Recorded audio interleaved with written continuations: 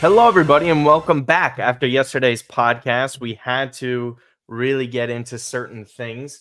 But firstly, we just want to say thanks for all the support for yesterday's video. We're going to keep this nice, tight, and clean, under 30 minutes, hopefully, with us. But again, obviously, if you were interested in a season preview, interested in the Emerson Royale signing, the possibility of Pierre Kalulu joining Juventus, which is still kind of up in the air on the rocks, check out Sempre Milan's latest article regarding that. They had more of an update with that. Ali and I were basically talking, and it's kind of seems like Pierre Kalulu isn't completely convinced about his move to Juve, so there's potential other offers on the table that the club would be interested in, because it doesn't seem like he would like to go there. We'll see, though. But again, we get into a whole conversation there, as well as a preview against Torino this weekend. But Matt, another signing, and this one for me, and I texted you immediately. I went to the barbershop. Look, not the only one with a budget. So Milan finally get Youssouf Fofana. We have discussed this at length previously. We could finally talk about it with some positivity, because it seemed worrisome at one point where we saw the Manchester Uniteds lurking in the background. Atletico Madrid was another one of those teams, and we saw that Milan does have some pull, because Youssouf Fofana only won a Milan. Let's just talk about the overall excitement first for yourself and the rest of the fan base, because I think this one, out of all four signings now, because he would be the fourth, I think this one garners the most excitement, because Pavlovic is a little bit more of an unknown, but still relatively exciting. We know who Morata is. It wasn't that big signing either. Emerson Royale, a little bit on the underwhelming side of things. But Youssouf Fofana was a top target of the club, wanted by Paulo Fonseca, mentioned in his press conference. So now, here he is. Youssouf Fofana, by all accounts, is Milan's big summer signing. He was initially expected to be Joshua Zirkzee, but once that fizzled out, you saw Milan shift in a different direction, where they were going to probably spend 20 to 25 million, give or take, on the majority of their signings. Now, this is the fourth deal to get over the line. Of course, you mentioned the other three.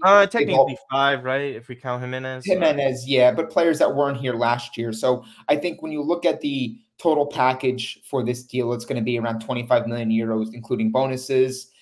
And you look at what he's going to get paid in wages at 3 million net per season. I think that there's a lot to be excited about with this acquisition. And we discussed striker, we discussed right back, and we discussed the central defense. But make no mistake about it, since the departures of Frank Kessie and Sandro Tonali, the central defensive midfield role has been a big void that Milan has failed to fill up until now. Fofana is going to fill that role for us, and it is a very good move for Milan. Yeah. Again, I think this is just so exciting on all fronts, because this was someone that was mentioned at the start of the market. We've heard comments from even Fabregas, who is the manager of Como now, saying, I heard he's going to Milan. So it really did seem like this entire time it was this back and forth between Monaco and Milan on the prices and the fee for this. The initial word was 12 million plus bonuses from Milan, which certainly comes across as, a slap in the face. We know how Milan do things. It's very funny to see both sides of the argument here, where a lot of people are like, Monaco are so annoying, and why can't they just lower their standards and price for this deal? He has 1 year left. And then on the other hand, it's sort of like, well, Milan aren't really, offering that much in fair value, if you want to go off of that, right? I thought when they were getting towards the 15, 16 million base fee of bonuses up to 20, I thought that was kind of fair. This one is up to a 25 million euro package, add-ons included. We don't know the word on some of these bonuses. We'll bring up this Italian football TV graphic. Shout out to our guys over there. But again, this is just, someone who isn't going to completely change the midfield, but I think he changes up the dynamic of it, right? Because this isn't someone that's a true number 6, as we've mentioned before, but its qualities and characteristics relative to the other midfielders at this club are far greater in that area. And so when we're going to be sort of depending upon someone to control that middle of the pitch and prevent some of these counterattacks, you would probably likely point to Fofana being that key guy stopping that and even helping every defender behind him, and obviously back to Mike Magnan. For me, it's right in this wheelhouse of packages that you talked about at length and podcast after podcast. Like, hey, maybe we don't see this 40 million euro deal that we were all kind of sort of hoping for, but this is right in that ballpark. 1 year left on his deal. They won't necessarily go to these high wages in the summer for some of these Bosman transfers where they miss out on Thuram, etc. But Milan get this huge deal over the line here. And I got to be honest with you now, 25 million for Fofana, 15 for Emerson Royale. You're quickly looking at 40 there. Then it's 5 million for Jimenez, 45. And then Pavlovic is 20. You're at 65. And then again with Morata is 13 million, 78 million euros spent. And no massive sales yet. We only really had wage relief here. We know that CDK sale is going to be over the line. Same with Brescianini. We'll see what happens with Kalulu. But Matt, this is a testament to all the great business that has been done in recent years, is that Milan don't have to sell a key piece in this market. They add to what is already a very talented squad up front and a second place finish. Does this give you a lot more optimism from where we were yesterday talking Milan into the season? It does. And, you know, we did our season preview on the basis of what the squad was a day ago, right? We didn't have these developments on Fofana. It felt as though the updates were really just the same update, just sort of repackaged in a different way, until we got that big breakthrough sometime in the evening where Moretto, Di Marzio, Fabrizio Romano, Vitiello, the top sources were saying that the white smoke is there. This deal looks like it's going to get done finally. So I think that given the need for this type of profile to fill the role in the midfield, I think that his signing amongst the other signings we've made already is, in my view, enough to push my market rating up maybe a half to a full point. And I think I had them somewhere around 5 or 6 yesterday. Oh, and Kush's video, by the way, which we were both on, so go and check that out, guys, on Kush's channel. He's got to know a whole new studio and outlook. I had a 6.5 prior to the deal getting done, so we were in so I was, you know, kind of somewhere in that same ballpark, half point difference, just because I think that, you know, there is some uncertainty with Emerson, though I think that, you know, I think he can actually do much more than people are maybe giving him credit for. Serviceable, at worst. But I think Fofana, because again, we've needed someone in that midfield for a while that can do what he does, as you know, more defensive minded, but not necessarily like a full on destroyer type. I think that people will start to see that, you know, he is a player that is two-way. He can carry the ball forward quite well. He can make some strong passes. He can progress the ball, but he can also do a lot of the mop-up work in front of the defense. And I think that's going to help this defense quite a bit. So I think it definitely gives my market rating a little bit more of a boost. And you look, the market's unfinished. You know, as we're recording these episodes, guys, we're seeing more developments. There's going to be probably potential movement on the sales side. Maybe Abdi is sacrificed. Pobega might be an option as well. So there might be more movement there where Milan can get another player. Now, the conversation could become, maybe it's Samardzic is a last-minute option, and all of a sudden you're looking at your midfield in totality here of, in no particular order on the depth chart, Musa, Reinders, Benacer, Loftus-Cheek, Fofana, Samardzic. That's a really good midfield, and I'd be hard-pressed to find many clubs in Serie A with a better midfield cast than Milan's. I think Inter's starting 11 midfield, their starting midfielders are better, but in terms of depth, I think Milan would surpass them if they were to get Samardzic. I think they're deeper. I don't necessarily think we have the better 11. I think we all kind of like know that, right? But in terms of just midfield depth, Inter kind of, they have good midfielders, and the depth is okay, but Aslani and Fratesi are good, not special midfielders. Obviously Hakan and Barella are who they are at this point. By the way, how's that Fratesi deal looking? I know Milan fans were upset last year. But you're talking to a man who is getting verbally abused by people because he didn't want to spend money on him. In a bit more in the past, but Sensi. Milan were involved in a derby for Sensi with Inter, and Milan were We were flirting Well, with a 30 well, million bid. even the Tonali deal to get him in, win the Scudetto, sell So him when it was up against sometimes Inter. it's Yeah. the moves that you don't make that maybe Fratesi Milan was like management 40 doesn't million. get credit for, because I think that while people can look at, oh, well, Milan didn't come up to the asking price for, this player or that player, they're being cheap.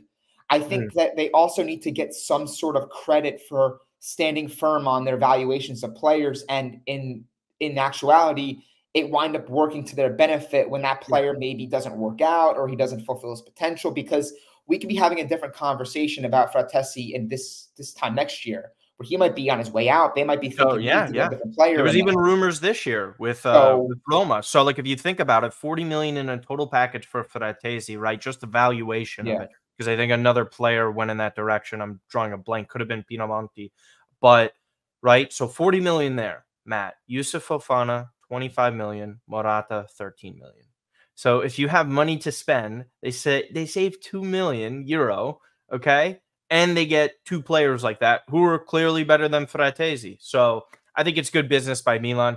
I think it's worth mentioning how he only wanted Milan at this point. Obviously, with those reports with Romano saying this, Moreto, and all these other top Mhm. dogs, especially Skira, there was these top big clubs looming in the background. Some of them obviously didn't have the pull in terms of Champions League, but to just have that sort of player still, despite every option on the table, he still wanted Milan, whereas someone like Joshua Zirkzee, and to no fault to him, right? Because you get more money at United. Mhm. United is still a massive club. It's an interesting project relative to what they've had in recent years with new ownership. But Milan getting a player like this over the line and sort of having that pull, he gets to join his fellow countrymen and Teo Hernandez and Mike Magnan. I think that's a huge plus. I think people who want to be here make the culture and vibe of the club overall better. And Matt, this certainly feels like this was a player that Paulo Fonseca was really pushing for. So now within the past week, he gets his Emerson Royale at right back and he gets Fofana as a central midfielder. These are two players that it really seemed like by many reports and obviously in the press conference, these are players that he wanted. He gets backing by the team. Are you overly worried that he won't be there this weekend or to start for the first couple games? I think we mentioned this yesterday.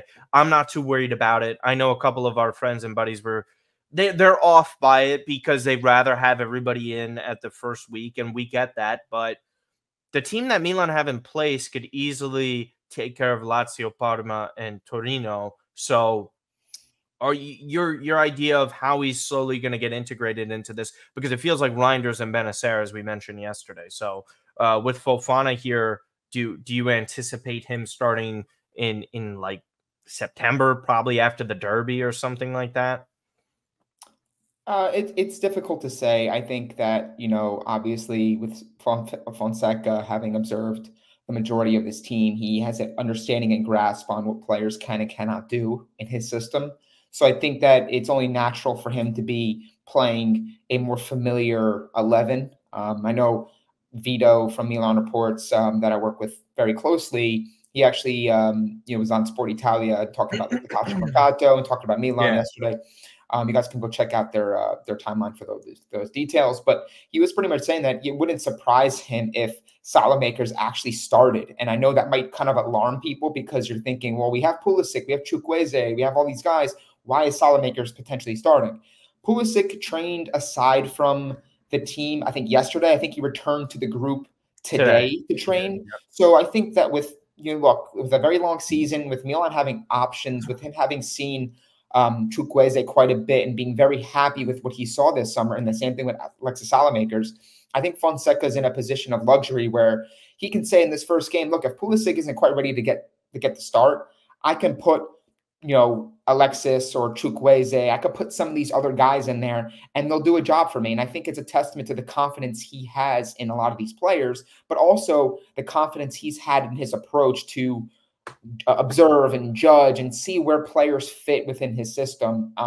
So I think we'll have a good enough team to weather the storm of the early parts of the season, and then when we get a lot of these guys integrated, Pavlovic, Emerson, we saw Morata get a little burn in that Monza game as well. I think we'll start to see the full best 11 come hopefully in time for that derby, which would be very exciting. I mean, if you're talking about what our best 11 would look like, ideally it's Morata, Leao, Pulisic, Chukwueze. It's Fofana, Tijani. It's Emerson, Tomori, Pavlovic, Teo, and Manuel. That's a strong 11. So I'm really excited to see what our best 11 can look like. And I think that there were many moments last year under Pioli where, we didn't really get the luxury of seeing, okay, what was our best 11? We saw a couple times when we had Leao, Chukwueze, and Pulisic at the same time, but those were few and far in between. So I'm really intrigued to see how Fofana fits. And just real quick, as I know you asked on, Fofana choosing Milan, and that being a very big component of why he held out for Milan and denied big offers elsewhere. Fofana fits Milan not only in profile, but in culture and club and squad dynamic. And what I mean by that is he's going to come into this team and he's going to look around and see a lot of the players that he's played with at the French national team level. We Magnon, Teo. He's going to look around and he's going to say, I'm at ease here. Like, I feel very comfortable here. I feel like he's going to gel so extremely well in that midfield and amongst the entire cast of players we have. So I think that, we stylistically, we can talk all day about, what he offers. And obviously you guys can see it for those watching on YouTube, the key passing metrics, the progressive passing duels, all those sorts of things. But I think amongst this crop, you can see how diverse we are in the way we can set up our midfield. So it's an exciting time. I think, we threw out the names there that we're going to have potentially in this midfield if things go according to plan towards the end of the market. And it's still 26. Insane to me. Look at these ages, guys. I mean, Loftus-Cheek is 28 and he's just fresh off a double-digit goal-scoring year. You have Musa, we barely saw last year, looked promising in certain moments, and he was playing out of position. Benacer, there's no denying the ability. If he's healthy and fit, he's one of, if not our best midfielder. I truly do believe that still. And Fofana and Reinders, I mean, both 25, different in terms of what they offer, but players that I think will complement each other extremely well. So there's a lot to like in this midfield. Yeah. Some of these charts I don't really take at face value. I know, I think it's a good visual viewpoint of where some players have certain strengths. But again, I think more often than not, these players are similar to one another. To me, it's going to be interesting on how Fonseca balances this. Because if you're mentioning that Pulisic isn't going to start this weekend, I don't envision him going to a 4-2-3-1. There's just no personnel for it. Like, your number 10 is who? Loftus-Cheek is going back in there. Maybe it's a 4-3-3. Then you're starting Loftus-Cheek at the 10 and Benacer and TG are next to each other in the double pivot. I think that might be a possibility if Christian's actually out for that one. But I just think he clearly covers defensively by that chart far greater than any other player. I think this is probably the player that is closest to what we had in Kessie in that role since he left the club. And again, this is a proven player experience. This isn't someone that Milan really have to kind of wait for to assimilate as a professional. Obviously, there's going to be pressure on him, but it just feels like almost every single time Milan kind of make a move in here, the floor is high in terms of what this transfer can bring them. I don't think worst case scenario, he's a serviceable player. Yeah, he's a ready-made plug-and-play midfielder for us. That's what it feels like at $3 million net is his contract. The wages, the wages, this is just a slam dunk deal. I mean, people can say whatever they want. You paid $25 million for a player on 1 year. The truth of the matter is we get the player in regardless. We get if you told me he had 3 years left and it was $25 million versus 1 year left and it's $25 million, the fact of the matter is we're getting a player of this quality that's probably worth near double in this market. I mean, are in dire financial situation. You see what other teams were willing to pay for him.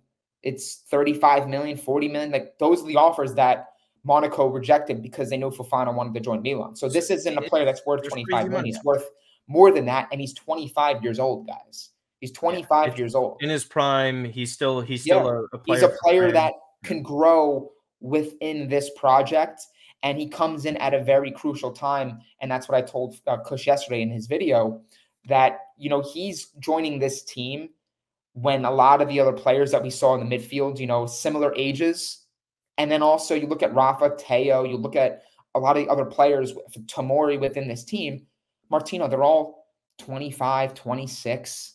They're all in that same area. So it's a really exciting time for this Milan project because, there was a lot of, talk around, post Scudetto, and a lot of the players that were key in that Scudetto run have either left or Yeah. they've, been Yeah, there's sold. that picture that it makes it That look like picture, everybody's dead. there's not, but I think aside from Kareem's got it. Tonali, the core components of that Scudetto are still remaining. We didn't sell any key players this summer. So to the credit of management, to the credit of Ibrahimovic, when everyone thought, including us, we were kind of in the camp of, well, Mike Maignan might leave because there's a stalemate with this contract.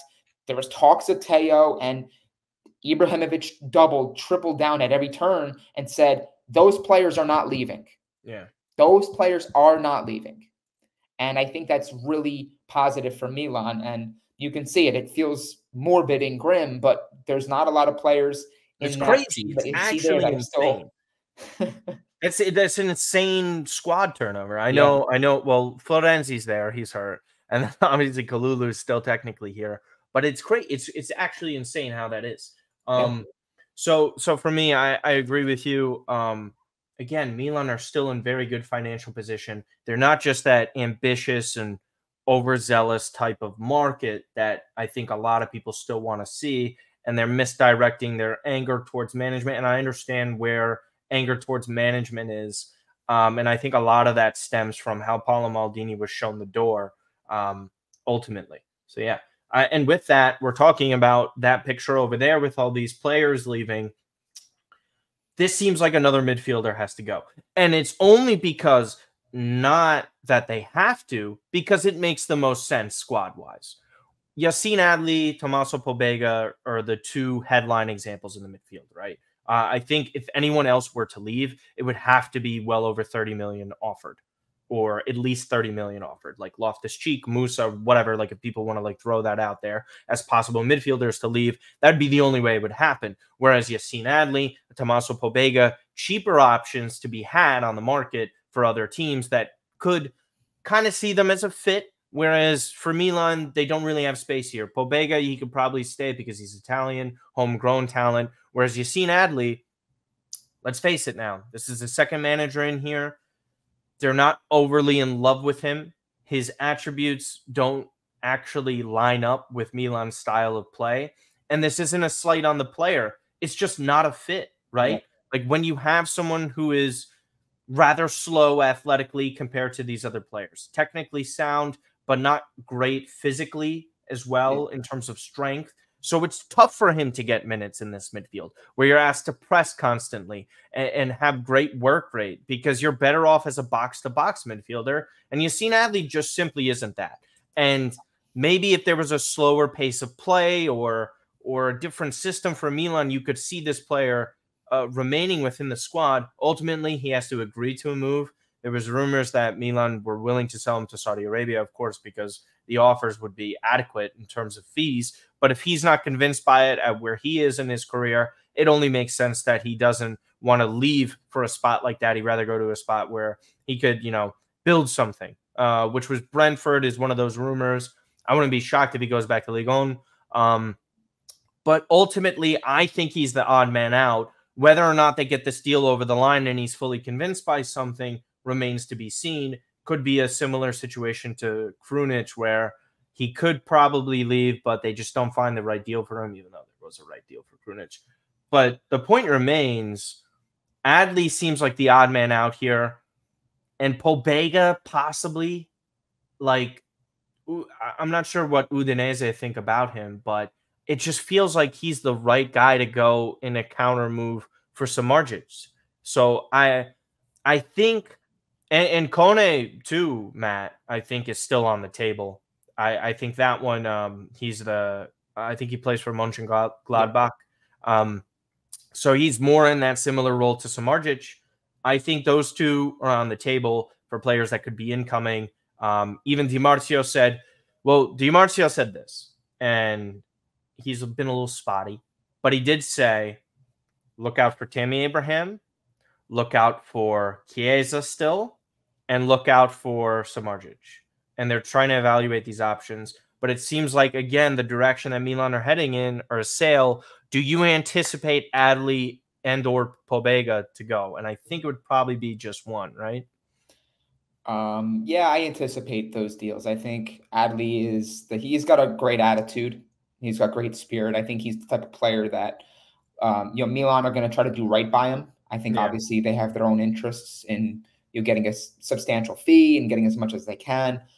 It wouldn't actually surprise me if Adley winds up getting loaned out to somewhere in Serie A. Like, I think this is a pretty good player on many teams in Serie A. For Lazio. I think in the middle of the table. Like, you put him on a team like a Genoa or someone like that, I think he'll do a pretty decent job. So it wouldn't surprise me if Milan are just kind of in that position where they'll appease the player. They know that Saudi is not really an option. He probably doesn't want to go there.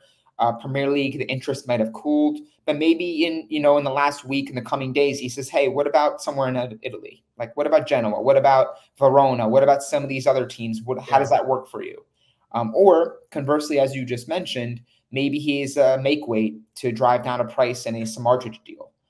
The one thing I look at with Samardzic, more so with Kone, is if you're going to spend for Samardzic, and I just named the midfielders we currently have, my view is, how many minutes is he really going to get? Like, you're swapping out your 5th and 6th and your bottom depth I think he would be the for 10. a midfielder that starts on many teams in Serie A, and that's the best midfielder, head and shoulders above everybody at Udinese. So, like, if you get Samardzic and he costs you 20 million, this is a player that I think if you're bringing in for that fee, you got to feel like you can give him enough minutes. So Samardzic is kind of strange to me the more I think about it. I agree with you, and I've thought about that. That my thing is, again, this is just all about who Fonseca values and at what position. Yeah. Because, again, if you get Samardzic, then that means him and Pulisic are sort of your number 10s with Liberali sprinkled in there, right? And even Loftus-Cheek, I would guess. But if you get Samardzic in there, I think he's clearly going to be a better 10 than Pulisic, even though I think Pulisic would be a sound 10. But then that sort of moves him over to the right wing side. Then it kind of says to you, okay, then where is Alexis Salamakers fit in all this? Is he the true backup to Leao on the left wing? Because he wouldn't be third choice right winger, even though majority of the time at Milan, he's been a right winger. You know, Bologna last year, a little bit more on the left. I think it's just interesting with that dynamic because I think he truly wants to start Chukwueze and have Chukwueze get that chance and opportunity at the right wing and then mix and match Pulisic. Or if Chukwueze needs a breather or something, right, Pulisic goes onto the right wing, and then you could put in Samardzic as a 10. I think it would really have to be about balancing, and that's fairly obvious when you bring in players like this. Martino, we did discuss this too with Franco from AC Milan Club New York weeks ago, and just to kind of harp back on that episode, we were all in agreement that Milan needs to raise the level of quality in their second team. The second guys coming off the bench, right? So I think that's the conversation. I think we've always been so driven and motivated and hell-bent on let's get a good starting 11. Like, let's get good players that could start for Milan. But I think now the more you start to look at the midfield and the abundance of quality that we've had, in relation to previous years, I think it's one of those things that Milan fans like innocently get concerned with. Like, where's this guy going to play? Where's this guy going to get minutes? And it's like, it's a good problem to have as a Milan fan, because we're talking about, you just mentioned it, like Okafor being maybe your third option at striker, playing on the left wing. You have 2 to 3 options at right wing, when a couple years ago we really didn't have one sure thing at right wing.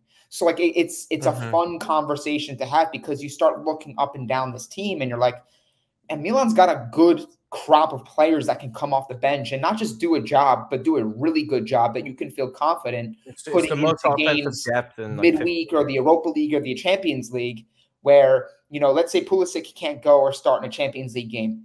Fans will feel confident with Chukwueze at starting right wing. Like, they will, no doubt about it. Chukwueze was awesome in the Champions League last year. He was he's very dynamic. Goals. So that's where people are going to start to look and dissect and pick apart this current Milan team and say that, man, we actually have like an abundance of riches that maybe we haven't had in years prior. So it's going to take some time for Milan fans to get used to, and Fonseca as well. All right, well, how can I line up this team? What guys go well with other players? What profiles match, and so on and so forth. So I think that that's a fun conversation that we'll get more information on as we watch the next couple games, of course. Yeah, it's just an interesting dynamic. Because again, we just truly don't know how they value anything, or how Fonseca values players. Again, I'm going to make a baseball analogy, right? And this applies to even David Stearns and the Mets, and even your Red Sox to an extent too, where they come in, there's previous people in spots and scouting positions and all that, and it's your first year, and even your players that you have to, brand new eyes and lenses on these players and viewpoints. Like the Mets this week, they cleaned house, fired all their scouting people, or a bunch of player developmental people as well. Certain players are going to be on the move. Like, again, heading into the summer, did we actually think Fonseca was going to keep Alexis Salamakers? The answer was probably no. And then we see that press conference against Manchester City. We see him again talking about players that he wants or likes. And so far, he's true to his word, right? Because he wanted Fofana. He got Fofana. Says he likes Salamakers. Looks like Salamakers is staying. Just to finish up here, there is a small part of me that thinks the Salamakers comments and stuff, they're partially true, but they're also boosting his value as a player. I don't think Salamakers is completely safe within this team. I think there's still a chance that he does move prior to the window ending. I think by the comments Fonseca has made and the way he plays him and views him, he could certainly stay. But I'm telling you, if there's an adequate offer on the table for Salamakers, I think he definitely could go.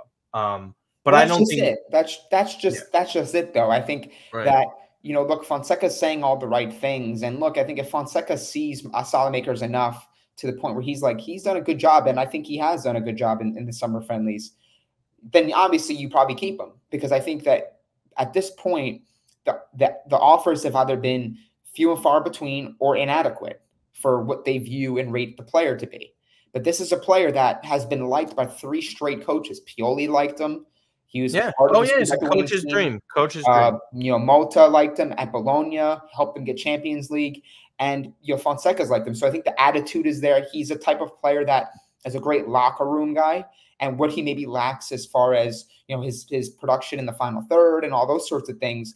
I think that he's one of those players that just fits this team as far as his personality, what he can do in certain roles, and his versatility. So I think if someone comes in late and team's desperate and they're saying, hey, we need to get one more player and we need to get this deal over the line for a winger, 20 million is the number. They might come, a Premier League team might say, hey, we'll give you 15 million for him.